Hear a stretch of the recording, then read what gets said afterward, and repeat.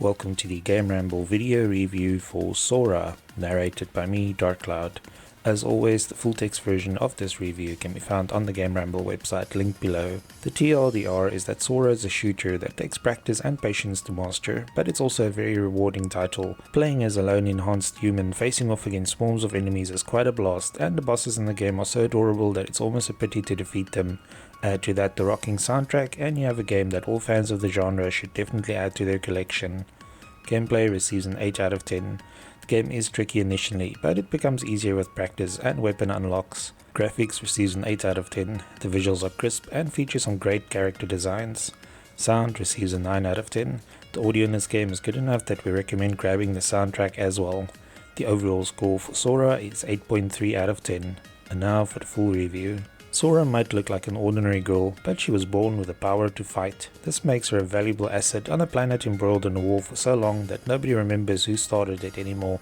Despite everyone around her being happy about her power, Sora was not. Not knowing the meaning of her fight, she is sent to the battlefield to participate in a war where nothing will be left, even if it's won. Sora is a bullet hell shooter with a pretty bleak storyline but plenty of fast-paced action. Suguri fans should feel right at home with this game, as it's actually the third in the series.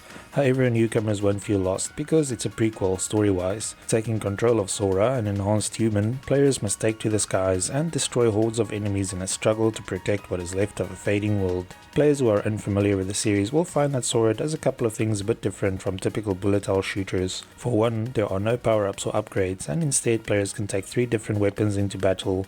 These are split into main, sub and special categories, with new options for each unlocked as players progress. The initial selection feels a bit weak, but eventually players gain access to quite formidable arsenal. Sora is not an easy title, so players who find themselves struggling even in the easy mode will be glad to hear that new weapons are also unlocked through repeated playing, even if no progress is made. Taking the right weapons into battle is essential for taking down the end-of-level bosses, who are all girls like Sora and have their own special powers. In total, the game features more than 20 weapons, and while not all of them are great, there are a couple of very nifty ones to unlock. Controlling Sora efficiently takes some practice, as the game is not just about analyzing enemy attack patterns. Instead, Sora can fly around normally, or use a special dash move to zip out of harm's way quickly. The dash move renders Sora immune against enemy attacks like beams or lasers, but causes her heat level to rise. High heat means greater damage when Sora is hit by a solid projectile such as a missile, making dashing around wildly risky. Sora can take multiple hits before dying, but only has 1 life.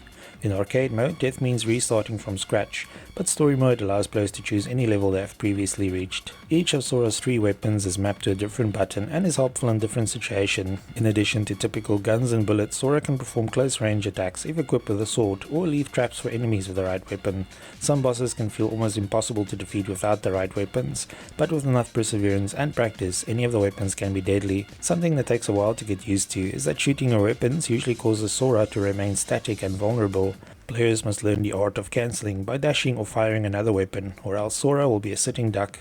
Until this skill is mastered, the characters can feel tricky to control, but it teaches players not to simply hold down the fire button constantly in the hopes of hitting something as in many other shooters. Sora has a lock-on feature that makes it easier to hit targets, but a combination of slow weapons and fast enemies prevent it from being a walk in the park.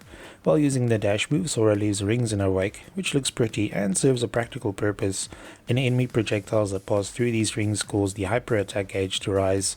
This gauge can also be charged by attacking enemies, and when activated, causes Sora to unleash a devastating attack based on whatever weapon she is using. The hyper attack also activates a temporary shield around Sora, which makes it very useful in tricky situations and boss battles. Visually, Sora is a step up from the other titles, and this English localization features new high-resolution graphics. The character designs are as cute as always, and the lighting effects in particular look great. Most of the levels take place in the war-torn planet's darkened skies, but a few take Sora to new heights and depths. Purists can play Sora in its original aspect ratio, which results in black bars on the sides, or select fit to screen for a full-screen experience. Most of the regular enemies are typical shoot-'em-up fodder, but there are some big foes to take down, and the bosses, while the same size as Sora, look great.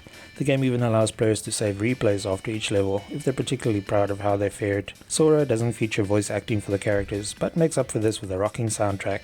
The tunes are all really good, and the soundtrack can be purchased in the package along with the game or as a separate downloadable content.